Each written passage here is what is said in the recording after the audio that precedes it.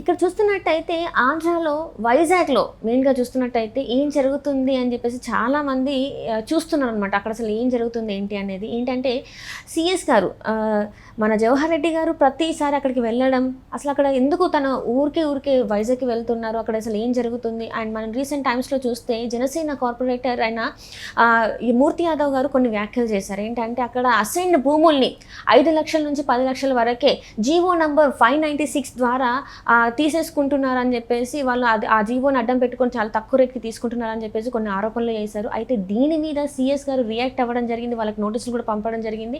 అయితే ఈ అంశాన్ని మనకి ఇంకా వివరించడానికి మనతో పాటు ఉన్నారు Janasena official spokes person Srinivas గారు. నమస్కారం సార్. నమస్తే. సార్, ఇప్పుడు చూస్తుంటే వైజాగ్లో పర్యటనలు ఏంటంటే జగన్ గారు లండన్ పర్యటనలో అంటే ఇక్కడ సీఎస్ ఏమో వైజాగ్ పర్యటనలో ఉంటున్నారు ప్రతిసారి కూడా.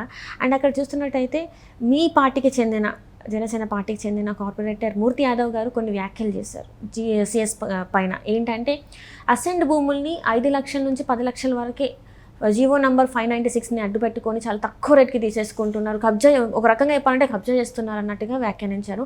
అయితే వాళ్ళకి ఏదైతే ఈ వ్యాఖ్యలు చేశారో వాళ్ళకి నోటీసులు కూడా వెళ్ళాయి సిఎస్ దగ్గర నుంచి అని కూడా మనకి వార్తలు వస్తున్నాయి.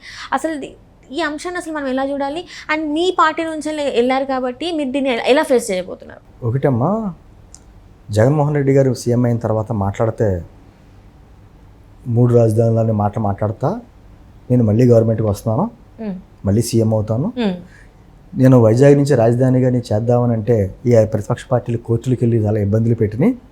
కాబట్టి ఈసారి మాత్రం నేను ప్రమాణ స్వీకారం వైజాగ్లోనే చేస్తాను. ఇటువంటి మాట్లాడకూడదు. అంటే ఏంటి, నీకు వైజాగ్ మీద అంత ప్రేమ, వైజాగ్ అంటే అంత ఇష్టమా, అమరావతి అంటే ఎందుకు అంత కోపం, ఎందుకంత ద్వేషం అంటే అని ఆలోచిస్తే నిజంగా ఈ ప్రభుత్వం వచ్చిన 5 ఏళ్లలో వైజాగ్లో జరిగినంత దోపిడీ మరి ఒకచోట ఎక్కడ జరగల. ఎందుకంటే వైజాగ్ అనేది సెల్ఫ్ సస్టైన్డ్, అది దానికదే అభివృద్ధి చెందినటువంటి ఒక సిటీ. అది ఎవరో అభివృద్ధి చెందించాల, ఆటోమేటిక్గా అభివృద్ధి చెందుతున్నటువంటి ఒక సిటీ. ఆల్రెడీ డెవలప్ అయినటువంటి ఒక సిటీలో రాజధాని కడతాను అంటాం ఏంటి? లేకపోతే నిజంగా ఈ రాజధాని కడితే వేరే డెవలప్ అవుద్ది అనుకుంటే ఏ విజయనగరాన్నో లేకపోతే అనంతపురాన్నో పెట్టుకోవచ్చు కదా. కేవలం వైజాగ్ మీదే ప్రేమ, ఎందుకంటే అక్కడ ఉన్నటువంటి భూముల మీద వేసినటువంటి కన్నుమాట. దాదాపు ఏ రూపాయన అయితే మాకున్న సమాచారం ప్రకారం దాదాపు 5,000 నుంచి 6,000 భూములు, ఎకరాలు 5,000-6,000 ఎకరాల భూములు కేవలం బీసీ ఎస్సీ ఎస్టీలకు సంబంధించినటువంటి భూములు కబ్జాలకు గురైనాయి. వైజాగ్లో పరిస్థితి అంటే ఈ రోజున ప్రజలు తెల్లవారుజామున మీకు వైజాగ్లోని సముద్రం హోరిన పడుతూ ఉంటుంది. ఇప్పుడు ఆ పరిస్థితి లేదు. రాబందులు రెక్కల చప్పుడు అన్నట్టుగా ఎవడొచ్చి ఏ భూమి మీద వాళ్తాడు అన్నట్టుగా పరిస్థితి మాట.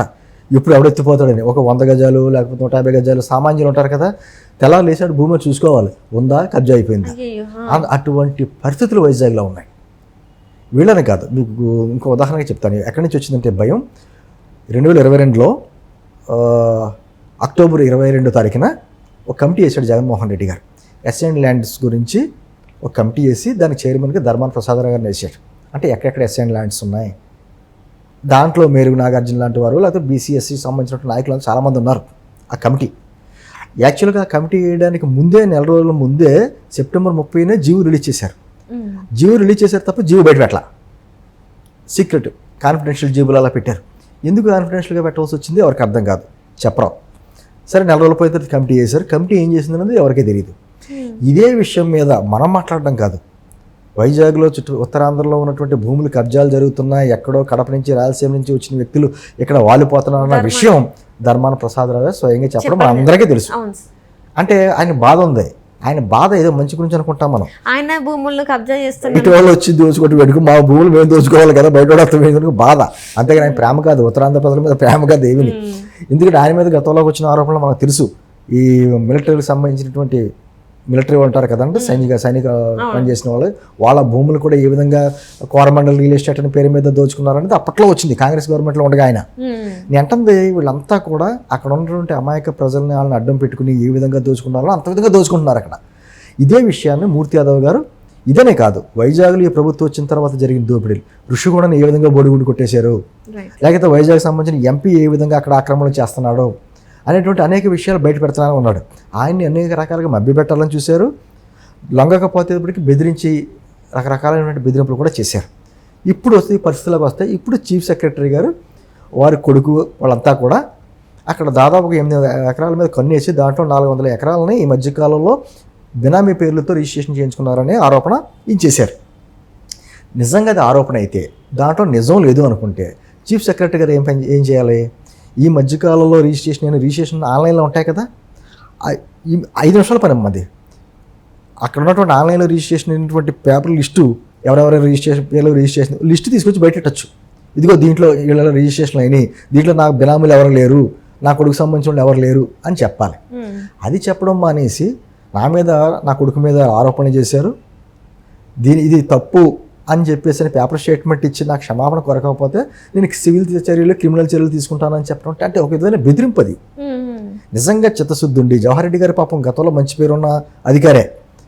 ఈ మధ్యకాలంలో అంటే నాకు అప్పుడప్పుడు అదే పదే చెప్తూ ఉంటాను, ఇలాగా వైఎస్ఆర్ కాంగ్రెస్ పార్టీలోకి వాళ్ళకి అనుకూలంగా వెళ్ళిన తర్వాత ఇలా మారతారా, లేకపోతే వీళ్ళు మారిపోయిన తర్వాత ఆ పార్టీలోకి వెళ్తారా మాకు అర్థం కాదు. అటువంటి వ్యక్తి కూడా ఈ మధ్యకాలంలో అనేక రకాల ఇప్పుడు ఈసీ ఎలక్షన్ కోడ్ వచ్చిన తర్వాత కూడా ఆయన జవహర్ రెడ్డి గారు తీసుకున్న నిర్ణయాల మీద చాలా మనకి ఆరోపణలు వచ్చినాయి. మనం అందరం కూడా పోలీసు అధికారులే కాకుండా డిఐజీని కాకుండా సిఎస్ని కూడా మార్చమని మనం అంటున్నాం.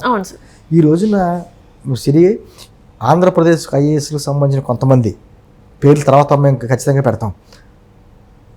జగన్మోహన్ రెడ్డి గారి ప్రభుత్వానికి అనుకూలంగా ఉన్న వాళ్ళు కొంతమంది, వాళ్ళకి వచ్చే జీతాలు ఎంత, జీతభత్యాలు ఎంత, వాళ్ళ సంపాదనలు ఎంత.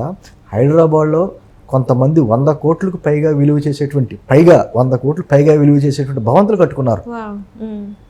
వాళ్ళు ఎవరెవరు ఉన్నారని జవహర్ రెడ్డి గారికి బాగా తెలుసు. ఒక వారం రోజులు ఎలా ప్రభుత్వం మారుతుంది కదా అన్నీ బయటకు వస్తాయి. మాట్లాడితే ఆయన ఏమంటాడు, నా కొడుకు ఎప్పుడూ ఉత్తరాంధ్ర వెళ్ళలేదు అంటాడు. ఉత్తరాంధ్ర వెళ్ళక్కలా, ఇక్కడ నుంచి ఇప్పుడు టెక్నాలజీ వచ్చింది, ఫోన్ ద్వారా జరుగుతుంది, వీళ్ళకి సంబంధించిన వాళ్ళందరూ అధికారులందరూ పనిచేసి పెడతారు. ఎలా ఉందంటే నా విచిత్రమైన వాదన, గతంలో కూడా జగన్మోహన్ రెడ్డి గారి మీద కేసులు వస్తే ముఖ్యమంత్రి గారు తండ్రి పదం అడ్డ పెట్టుకుని దోచుకున్నాడు అని చెప్పేసి అంటే అప్పుడు ఏమని చెప్పారంటే, అప్పుడు జగన్మోహన్ రెడ్డి గారు ఎప్పుడైనా సరే రాజశేఖర రెడ్డి గారు సీఎంగా ఉండగా ఒక్కసారైనా సెక్రటరీకి వెళ్ళాడైనా చాలా అమాయకుడు, ఎప్పుడు వెళ్ళలేదు, అటువంటి వ్యక్తి మీద ఆరోపణ చేస్తానన్నాడు. జగన్మోహన్ రెడ్డి గారు ఎక్కడ బెంగళూరు ప్యాలెస్లో కూర్చొని చక్రం తిప్పాడు. ఇలాగే ఒకవేళ దోచుకోవాలని ఆలోచన వచ్చినప్పుడు ఎక్కడెక్కడ అసైన్ ల్యాండ్స్ ఉన్నాయి, దళితులకు సంబంధించిన అసైన్ ల్యాండ్స్ ఉన్నాయి, వాటిని తక్కువ రేటుగా కొట్టేసి ఆ తర్వాత ఇవ్వడం అనే కార్యక్రమం ఏదైతే ఉందో దానికి ఎక్కడి నుంచైనా చేయొచ్చు. మీ మీద ఆరోపణ వచ్చింది జవహర్ రెడ్డి గారు, ఇంకొక 4 రోజులు మీరు రిటైర్ కాబోతున్నారు. ఈ సమయంలో మీ మీద వచ్చిన ఆరోపణని చిత్తశుద్ధి నిరూపించుకోవాలంటే, మీ కెరీర్ మొత్తానికి మచ్చలేక నిరూపించుకోవాలంటే ఇమీడియట్గా ఈ మధ్యకాలంలో రిజిస్ట్రేషన్ అయిన భూముల వివరాలన్నీ మీ దగ్గర ఉంటాయి, గవర్నమెంట్ దగ్గర. లిస్టు రిలీజ్ చేసి దీంట్లో మా బినామీలు ఎవరాలని చెప్పండి, నా మీద అనవసర ఆరోపణలు చేశారని చెప్పండి. అంతేగాని క్రిమినల్ తీసుకుంటాను లేకపోతే మిమ్మల్ని అరెస్ట్ చేస్తాను అది ఇదని ఒక విధమైనటువంటి బ్లాక్మెయిల్ మాటలు ఎందుకు మాట్లాడాలి? ఎందుకు మీ కళ్ళలో భయం కనపడుతుంది? దాన్ని ఆ విషయాన్ని డైవర్ట్ చేయడానికే వెంటనే ఏం చేశాడంటే, ఈ రోజున పేరునాని బయటకు వచ్చి మా పిన్నెల రామకృష్ణారెడ్డి మీద హత్యాయత్నం జరగబోతుంది, ఆయన బయటకు వస్తేనేమో హత్య చేసేలా ఉన్నారు అంటే ఒక విషయాన్ని డైవర్ట్ చేయడానికి ఇంకో విషయం బయటకు తీసుకురావడం ఇప్పుడు జరుగుతుంది. ఇది నిజంగా వైజాగ్లో జరిగినటువంటి భూ దోపిడీ, పేద ప్రజల భూముల దోపిడీ ఏ విధంగా జరిగిన చాలా దారుణమైన పరిస్థితులు ఉన్నాయి అక్కడ. కానీ ప్రజలు మాట్లాడిన పరిస్థితి ఎక్కడి నుంచి అంతే ఖచ్చితంగా భయపడతారు. ఇంక ఎలక్షన్స్ వచ్చింది కానీ ఎప్పుడైనా ఎలక్షన్ మారిపోయి ప్రభుత్వం మారిందంటే నోరు బయటపడతారు తప్ప అంతకు ముందు ఎవరు మాట్లాడలేరు. ఓటు వేసినా కాదు, ప్రభుత్వం మారాలి. ఎందుకంటే పేద ప్రజలు వాళ్ళకి భయం, ఏం కేసులు పెడతారో, ఏ రౌడీజం చేస్తారో, ఏ దౌర్జన్యాలు చేస్తారో. ఇంకా ఈ ప్రభుత్వానికి అనుగుణంగా నడిచేటువంటి కొంతమంది పోలీసు అధికారులు ఉన్నారు, వాళ్ళు ఏ విధంగా బెదిరింపులు చేస్తారో ఏమో, ఎక్కడి నుంచి ఫ్యాక్షనిస్ట్ వచ్చి ఏం చేస్తారో. భార్య పిల్లలు ఉన్న వాళ్ళకి కొంచెం బాగా భయాలు ఉంటాయి కదా, ఆ భయాందోళన ఉంటాయి కాబట్టి ఏం మాట్లాడలా. నిజంగా వైజాగ్ ప్రజలు భయాందోళన ఎంత భయాందోళన అంటే, నేను దాకా చెప్పినట్టు ఒక 100 గజాలు 150 గజాల వాళ్ళు కూడా నా స్థలం ఉంటుందా ఉండదా, తెల్లాళ్ళు అయితే ఎవడు కబ్జా చేస్తాడో తెలియదు. ఇటువంటి భయాందోళనన్నీ అక్కడ ఉన్నాయి. నాకేంటంటే వైజాగ్ మీద ప్రేమ ఎందుకు కురిపిస్తున్నాడంటే అక్కడ ఉన్నట్టు విలువైన భూముల వల్ల. మనం చూసే ఋషికొండ ఎలా కొట్టేశారో, ఈయన కొన్ని 100 కోట్లు పెట్టి ప్యాలెస్ ఎలా కట్టాడో, ఇన్ని రకాల అక్కడ ఉన్నటువంటి ప్రకృతి విధ్వంసం చేసి అక్కడ ఉన్నటువంటి విలువైన భూములను దోచుకుంటా, పైగా నేను మళ్ళీ నీ ముఖ్యమంత్రి అయితే అక్కడే ప్రమాణ స్వీకారం చేస్తాను, అక్కడి నుంచి పాలన మొదలెడతానని చెప్పేసి మాయ మాటలు చెప్తుంటే నిజంగా భయపడిపోతున్నారు వైజాగ్ ప్రజలు. మళ్ళీ ఇంకొకసారి ప్రభుత్వం వస్తే మా భూములు కాదు కదా, మా సొంత ఇల్లు కూడా లాగేసుకుంటారనే భయం అక్కడ ఉంది. ఇటువంటి పరిస్థితులు రాకుండా ఉండాలి. అదే సందర్భంలో జవహర్ రెడ్డి గారు ఆయన మీద వచ్చినటువంటి మచ్చనే చెరిపేసుకోవాలంటే నిజాయితీ నిరూపించుకోవాలి తప్ప ఇటువంటి బెదిరింపులు చేస్తే మాత్రం ఆ బెదిరింపులు లొంగే మనుషులు మీ జనసేన పార్టీ వారం కాదు. ఖచ్చితంగా వారం రోజుల్లో ప్రభుత్వం మారిన తర్వాత అన్ని బయట పెడతాం. రైట్.